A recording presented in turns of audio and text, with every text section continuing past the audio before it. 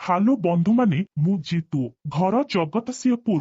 ଜୀବନର ପ୍ରଥମ ସେକ୍ସ ଅନୁଭୂତିକୁ ଆପଣମାନଙ୍କ ସହ ସେୟାର କରିବାକୁ ଯାଉଛି। ଆଶା କରୁଛି ମୋ ଅନୁଭୂତି ଆପଣମାନଙ୍କୁ ନିଶ୍ଚୟ ଭଲ ଲାଗିବ। 2013 ମସିହା କଥା। ମୋର ସେତେବେଳେ 3 ସରିଯାଇଥାଏ। ପିଜି କରିବା ପାଇଁ ପ୍ରସ୍ତୁତି କରୁଥାଏ। ଦେଖିବାକୁ ମୁଁ ଏତେ ବି ହାଣ୍ଡସମ୍ ନୁହଁ, କିନ୍ତୁ ହମ ଭଗବାନଙ୍କ ଦୟାରୁ ଭଲ ଯନ୍ତ୍ରଟିଏ ପାଇଥାଏ। ମୋଟା ଯେମିତି ଲମ୍ବା ବି ସେମିତି। ସେ ଝିଅ ହଉ କି ମାଇକିନା, ଗୋଟେ ଥରରେ ଛୁଆ କରିବା ପାଇଁ ମୋ ବାଣ୍ଡ ସକ୍ଷମ ଥିଲା। ଅବଶ୍ୟ ସେ ଯାଏ କାହାକୁ କେବେ ପେଲି ନଥିଲି, କିନ୍ତୁ ପଣ ଦେଖିକି ସବୁଦିନ ଭୂମିକୁ ବୀର୍ଯ୍ୟ ପ୍ରଦାନ କରିବା ମୋର ଥିଲା ନୀତିଦିନିଆ କାର୍ଯ୍ୟ। ଏବେ ଆସନ୍ତୁ କାହାଣୀକୁ ଯିବା। ଘର ପାଖରେ ଜଣେ ଭାଉଜ ଥିଲେ, ନା ତାଙ୍କର ସୋନାଲି ଭାଉଜ, ଆଉ ମୁଁ ତାଙ୍କୁ ସୋନି ଭାଉଜ ଡାକେ। ବୟସ 32 ହବ। ଘଇତାର ନିର୍ଜୀବ ବାଣ୍ଡ ପାଇଁ ଭାଉଜର କିଛି ପିଲା ଛୁଆ ହୁନଥାଏ। ଦେଖିବାକୁ କିନ୍ତୁ ପୁରା ମାଲ ଖଣ୍ଡେ।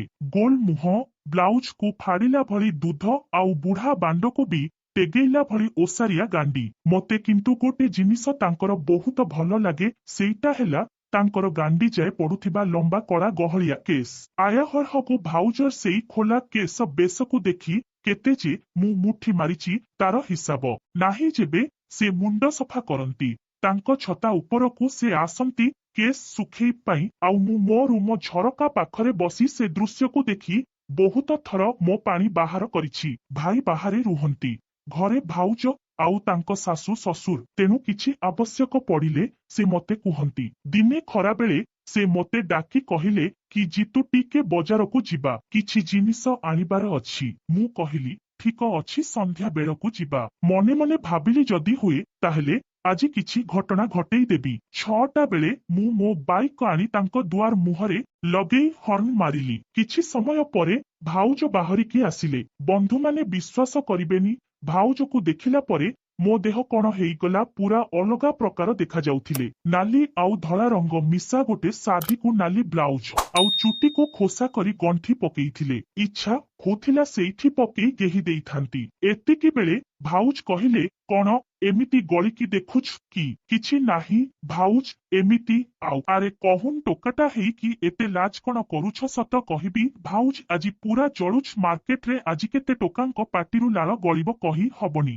ଧେତ ଦୁଷ୍ଟ, ଏତେ ଆଉ ବନେଇ ଚୁନେଇ କୁହନି। ବା ସତ କହୁଛି ଭାଉଜ, ଭାଇଙ୍କ ଆଗରୁ ଯଦି ମୋ ହାବୁଡରେ ପଡିଥାନ୍ତ, ତୁମକୁ ବାହା ହେଇଥାନ୍ତି। ଥାଉ କଥା ସେତିକି ଥାଉ, ଚାଲ ଯିବା, ନହେଲେ ଆସିଲା ବେଳକୁ ସନ୍ଧ୍ୟା ହେଇଯିବ। ତାପରେ ମୁଁ ବାଇକ୍ ଷ୍ଟାର୍ଟ କଲି, ଆଉ ଆମେ ମାର୍କେଟ ଚାଲିଲୁ। ଗଲାବେଳେ ଜାଣି ଜାଣି ମୁଁ ବ୍ରେକ୍ ମାରୁଥାଏ ଭାଉଜଙ୍କ ଦୁଧକୁ ପଛପଟେ ଅନୁଭବ କରିବା ପାଇଁ। ଭାଉଜ ବୋଧେ ଜାଣିପାରିଲେ, ଆଉ ମୋ ପଖକୁ ଆହୁରି ଲାଗିକି ବସିଲେ। ଏପଟେ ମୋ ବାଣ୍ଡ ପୁରା ଛିଡା ହେଇଯାଇଥାଏ। ସେତିକି ବେଳେ ଭାଉଜ ପଚାରିଲେ, ଦେଖ ପୂର୍ବରୁ ରାଜାମାନେ କେମିତି ଝିଅଙ୍କୁ ବେହୁଥିଲେ। ଆଚ୍ଛା ଦିଅର ବାବୁ, କୋଉଠି ଝିଅ ପଟେଇଲେଣି? ନା ନାଇଁ ଭାଉଜ, ମତେ ସେମିତି କେହି ପସନ୍ଦ ନୁହଁ। କାଇଁ କଲେଜର କେତେ ଗଜା ଟୋକିଥିବେ। ପୁଣି ଅସୁବିଧା କଣ ଯେ ମୋର ଟୋକି ଦରକାର ନାହିଁ। ତୁମରି ଭଳିଆ ଗୋଟେ ସେକ୍ସି ମାଇକିନିଆ ଦରକାର। ଧେତ ଜାଣିଲ, ତୁମେ ପୁରା ନଷ୍ଟ ହେଇଗଲଣି। ଆଉ ଏଇ ତ ଆଉ ସତ କଥା କହିଲେ ଖରାପ ହଉ ଛାଡ। ଆଚ୍ଛା କହିଲା, ମୋର କଣ ତୁମ ଭଲ ଲାଗେ? ସତ କହୁଛି ଭାଉଜ, ମତେ ତୁମର ସବୁ ପସନ୍ଦ। କାରେ ଗୋଟେ ତ କୁହ, ତମ ଦୁଧ ଗାଣ୍ଡି ସବୁକିଛି ପସନ୍ଦ ଭାଉଜ, ଆଉ ସବୁଠାରୁ ବେଶୀ ପସନ୍ଦ ତୁମ ଲମ୍ବା ଗହଳିଆ ଚୁଟି ଭାଉଜ। ତୁମ କେଶ ପାଇଁ ମୁଁ ପୁରା ପାଗଳ। ଆଚ୍ଛା ମୋ ପଟେ ଦିଅର ଟୋକା ମୋର। ଏତେ ଜିନିଷ ଦେଖୁଛନ୍ତି, କଣ କରିବି ଭାଉଜ, ତୁମେ ହେଇଛି ହିଁ ସେମିତି। ବେଳେ ବେଳେ ଭାବେ ଭାଇଙ୍କର କି ଭାଗ୍ୟ, ସବୁଦିନ ଦିନ ରାତିରେ ତୁମର ଏଇ ସେକ୍ସି ଦେହ ସହିତ ସେ କେତେ ଖେଳ ନ ଖେଳୁଥିବେ। ନାଇଁ ଜିତୁ, ଏତେ ବଡ ଭାଗ୍ୟ ମୋର କାଇଁ? ଏତିକି କହି ଭାଉଜ କାନ୍ଦିବାକୁ ଲାଗିଲେ। ଜାଗାଟା ସୁନସାନ ଥିଲା, ତେଣୁ ମୁଁ ବାଇକ୍ ଅଟକେଇଲି। ଭାଉଜ ବି ଗାଡିରୁ ଓହ୍ଲେଇ ପଡିଲେ। ମୁଁ କିଛି ବୁଝିପାରିଲିନି ଭାଉଜ କଣ କହିବାକୁ ଚାହୁଁଛ। ଚତୁର୍ଥୀ ରାତିରେ ଜାଣିଲି ତୁମ ଭାଇଙ୍କର ବହୁତ ଛୋଟ ବାଣ୍ଡ, ଠିକ ସେ ଠିଆ ବି ହୁଏନି। ବାହାଘର ଠାରୁ ଆଜି ଯାଏ ସେ ମତେ ଥରୁଟେ ବି ଭଲ ସେ କରିନାହାନ୍ତି। ଶାନ୍ତି ହବା ତ ଦୂରର କଥା, ବିବାହର 7 ବର୍ଷ ପରେ ବି ମୋ କୋଳ ଶୂନ୍ୟ। ଏତିକି କହି ଭାଉଜ ବହୁତ ଜୋରରେ କାନ୍ଦିବାକୁ ଲାଗିଲେ। ପ୍ଲିଜ ଭାଉଜ, ତୁମେ କାନ୍ଦନି, ଗାଡିରେ ବସ୍ ଲୋକ ଯିବା ଆସିବା କରୁଛନ୍ତି। ତାପରେ ଭାଉଜ ଗାଡିରେ ବସିଲେ। ଆମେ ଚାଲିଲୁ ମାର୍କେଟକୁ। ଏତିକି ବେଳେ ଭାଉଜ ତାଙ୍କ ଡାହାଣ ହାତକୁ ଆଣି ମୋ ପେଣ୍ଟ ଉପରେ ରଖିଲେ, ଆଉ ପ୍ୟାଟ ଉପରୁ ମୋ ବାଣ୍ଡକୁ ମୁଠେଇ ଧରିବାକୁ ଚେଷ୍ଟା କଲେ। ବାପରେ ଜିତୁ, ଏଇଟା କଣ ଏତେ ମୋଟା ଲାଗୁଛି? ତମ ଭଳି ଗିହାଳିଆ ମାଇକିନା ଯଦି ପଛରେ ବସିବ ତାହେଲେ ବାଣ୍ଡ ତ ଏମିତି ନିହାତି ହବ। ତୁମକୁ ଗୋଟେ ଜିନିଷ ମାଗିବି ଜିତୁ, ତୁମକୁ ମୋ ରାଣ ମନା କରିବନି ପ୍ଲିଜ। ମୁଁ କହିଲି କଣ ଦରକାର କୁହ ଭାଉଜ, ନିଜେ ବନ୍ଧା ପଡିବି କିନ୍ତୁ ତୁମକୁ ଆଣିକି ଦେବି। ଜିତୁ, ତୁମ ଭାଇଙ୍କ ଦ୍ୱାରା ମୋର ପିଲା ହବନି, ତୁମ ଗୋଡ ଧରୁଛି ଜିତୁ, ମତେ ଗୋଟେ ପିଲା ଦିଅ, ତୁମେ ଯାହା କହିବ ମୁଁ କରିବି। ମୁଁ ବାଇକକୁ ପୁଣି ଛିଡା କଲି। ଭାଉଜ ମୋ ଆଗକୁ ଆସି ଛିଡା ହେଲେ। ମୁଁ ତୁମ ସବୁ ସର୍ତ୍ତରେ ରାଜି, ମୁଁ ସବୁ କିଛି କରିପାରିବି। କଣ ତୁମେ ଚାହୁଁଛ କୁହ? ତୁମକୁ ରାଣ୍ଡି ପରି ଗେହିବି। ଠିକ ଅଛି, ମୁଁ ରାଜି। ଆଜିଠୁ ମୁଁ ତୁମ ରାଣ୍ଡି, ତମ ବେଶ୍ୟା ମତେ ତୁମ ରକ୍ଷିତା କରି ରଖ ଜିତୁ। ଦେଖିଲି ରାସ୍ତାରେ କେହି ଲୋକ ନାହାନ୍ତି, ଶାଢୀ ଫାଙ୍କାରେ ହାତ ପୂରେଇ ତାଙ୍କ ଫାଲୁଆ ଦୁଧ ଚିପିଲି, ଆଉ ଗୋଟେ ଚାପୁଡା ପକେଇଲି। ଆଜି ରାତିରେ ତୋ ବିୟାର ସବୁ ଗଲୁ ମାରିବି, ରେଡି ହେଇକି ଥିବୁ ଶାଳି। ଦେଖ, ଗାର୍ଲ ଫ୍ରେଣ୍ଡକୁ ଗେହିଲା ବେଳେ ବିୟା ଭିତରେ କଣ୍ଡୋମ ଫାଟିଗଲା। ତାପରେ ଆମେ ମାର୍କେଟ ଗଲୁ, ସେଠି କିଛି କିଣାକିଣି ପରେ ରାତି 8ଟା ବେଳେ ଘରକୁ ଫେରିଲୁ। ବାଟସାରା ଭାଉଜ ମୋ ବାଣ୍ଡକୁ ମୁଖେଇ ବସିଥାନ୍ତି।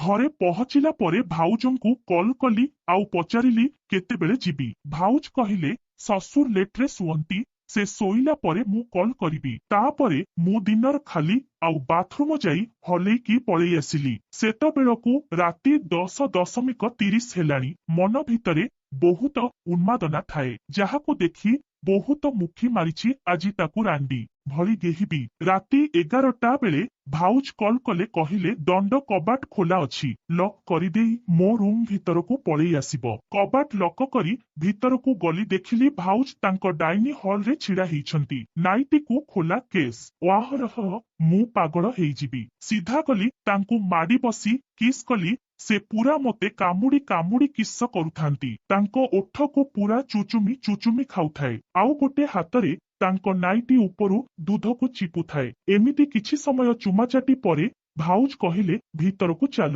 ନହେଲେ ମୋ ଶ୍ୱଶୁର ଉଠିଯିବେ। ତାପରେ ସେ ମୋ ହାତ ଧରି ମତେ ତାଙ୍କ ବେଡରୁମକୁ ନେଇଗଲେ ଆଉ କବାଟ ଦେଇଦେଲେ। ମୁଁ ତାଙ୍କୁ ପଛପଟୁ ମାଡି ବସିଲି, ଆଉ ତାଙ୍କ ଦୁଧକୁ ଚିପୁଥାଏ, ଆଉ ତାଙ୍କ ଚୁଟିର ବାସ୍ନାକୁ ଶୁଭୁଥାଏ। ମୁଁ ଭାଉଜ, ଆଜି ତୁମକୁ ମନ ଭରି ଗେହିବି ଭାଉଜ, ଆଇ ଲଭ୍ ୟୁ ଭାଉଜ। ଆହ ଭାଉଜ ନୁହଁ ମୁଁ ତୁମ ରାଣ୍ଡି ଜିତୁ, ମତେ ରାଣ୍ଡି ବୋଲି ଡାକ। ହମ ଲୋ ମୋ ବେଧେଇ ରାଣ୍ଡି, ଆଜିଠୁ ତୁ ମୋ ରକ୍ଷିତା, ତୋତେ ଯୋଉଠି ଚାହିଁବି ଗେହିବି। ହମ ମୁଁ ତୁମ ରାଣ୍ଡି, ପ୍ଲିଜ ଗେହିକି ମୋ ବିୟା ଫଟେଇ ଦିଅ।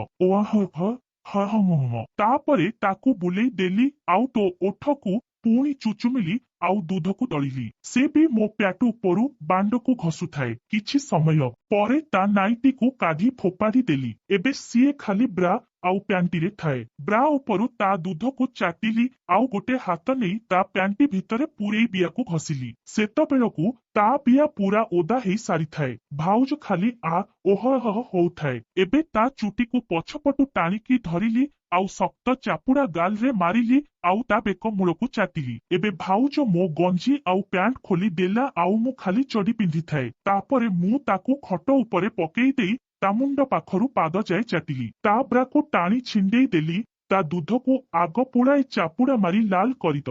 ତାପରେ ତା ଭୁଣ୍ଡିକୁ ପାଟିରେ ପୁରେଇ ସଳସଳ କଲି, ଆଉ କାମୁଡି କାମୁଡି ଖାଇଲି। ସେତେବେଳକୁ ଦୁଧ ପୁରା ଲାଲ ପଡିଯାଇଥାଏ। ଏବେ ତଳକୁ ଆସିଲି, ଆଉ ପ୍ୟାଣ୍ଟି ଉପରୁ ତା ବିୟାକୁ ଚାଟିଲି। ଭାଉଜ ପୁରା ପାଗଳ ଭଳି ହଉଥାଏ।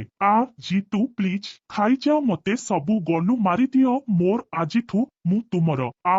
ତାପରେ ତା ପ୍ୟାଣ୍ଟିକୁ କାଢି ଫୋପାଡି ଦେଲି। ଭାଉଜ ବିୟା ପୁରା ସଫା ଥିଲା, ଗୋଟେ ହେଲେ ଚୁଟି ନଥିଲା ବିୟାରେ। ପ୍ରଥମେ ତା ବିୟା ଭିତରେ ଗୋଟେ ଆଙ୍ଗୁଠି ପୁରେଇ ଭିତର ବାହାର କଲି। ବିୟା ଭିତର ପୁରା ପାଣି ପଚପଚ ହଉଥାଏ। ମୋ ଆଙ୍ଗୁଠି ପୁରା ଓଦା ହେଇଗଲା। ତାପରେ ଜିଭ ନେଇ ବିୟାରେ ଲଗେଇ ଚାଟିଲି। ଭାଉଜ ପୁରା କରେଣ୍ଟ ମାରିଲା ଭଳି ହେଲା, ଆଉ ମୋ ମୁଣ୍ଡକୁ ନେଇ ତା ବିୟା ଭିତରେ ଦାବିଲା। କିଛି ସମୟ ଚାଟିଲା ପରେ ବିୟାକୁ ଖାଇବା ଆରମ୍ଭ କଲି। ପୁରା ଚୁଚୁମିକି ଖାଇଲି ତା ବିୟାକୁ।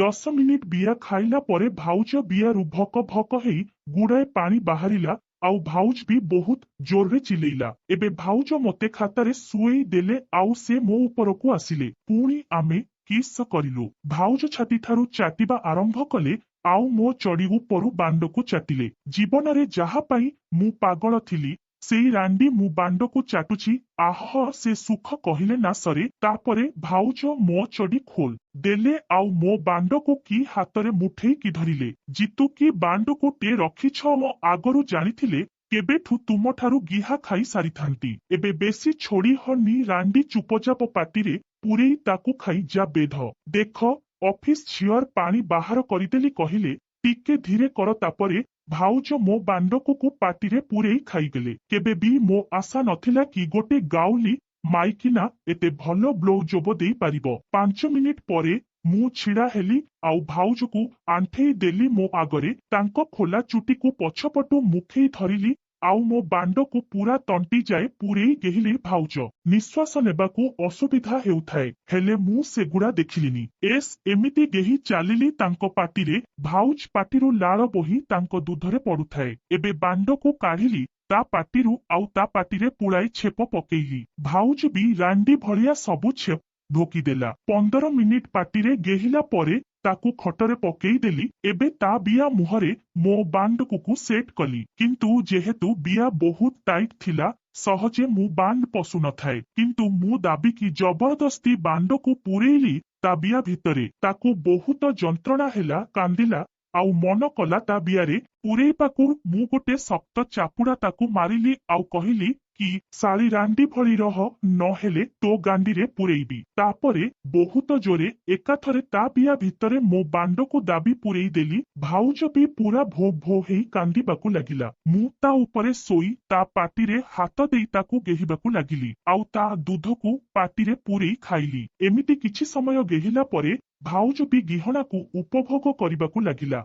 ଜିତୁ ଆହୁରି ଜୋରରେ ଗିହ ମୋତେ। ହଂ ଲୋ ରାଣ୍ଡି, ଆଜି ତୋ ସବୁ ଗଲି ମାରିବି ଆଉ ତୋ ବିଆକୁ ଫାଡ଼ିବି। ଆହରି ଏମିତି କିଛି ସମୟ ହେଲା ପରେ ଭାଉଜକୁ ଡଗି ପୋଜକୁ ଆଣି ପଛପଟୁ ତା ବିଆରେ ବାଣ୍ଡ ପୁରେଇ ଦେଇ ଚାଲିଲି। ଭାଉଜ ବି ପୁରା ବେଶ୍ୟା ଭଳି ମୋ ଠାରୁ ଗିହା ଖାଉଥାଏ। ତାପରେ ଆହୁରି 2-3ଟା ପୋଜରେ ଆମେ ଗିହାଗିହି ହେଲୁ। ଶେଷରେ ସବୁତକ ବୀର୍ଯ୍ୟ ତା ବିଆରେ ଛାଡିଲି। ଭାଉଜ ମତେ ସେମିତି କୁଣ୍ଢେଇକି ଧରିକି ଶୋଇଲେ। ରାତି 3ଟାରେ ମୁଁ ଉଠିକି ଭାଉଜକୁ ଉଠେଇଲି ଆଉ ଘରକୁ ଆସିବାକୁ ବାହାରିଲି। ଭାଉଜ ବହୁତ ଖୁସି ଥିଲେ ଆଉ କହିଲେ କି ଆଜିଠୁ ମୁଁ ତୁମର। ଯେତେବେଳେ ଯୋଉଠି କହିବ ମୁଁ ତୁମ ପାଇଁ ମୋ ବିଆ ମେଲେଇ ଦେବି। ତାପରେ ଆମେ ପୁଣି କିସ୍ କଲୁ ଆଉ ବାଣ୍ଡକୁ ପାଟିରେ ପୁରେଇ ଭାଉଜ ଚୁଷିକି ଆଉ ଥରେ ପାଣି ବାହାର କରିଦେଲେ। ତାପରେ ପାଖାପାଖି 15 ଦିନ ଆମେ ସବୁଦିନ ଗିହାଗିହି ହେଲୁ। ସେଇ ମାସରେ ତାଙ୍କର ପିଲା ରହିଲା। ଏବେ ତାଙ୍କର ଗୋଟେ ପୁଅ ହେଇଛି। ଆଗକୁ ଭାଉଜଙ୍କୁ ନେଇ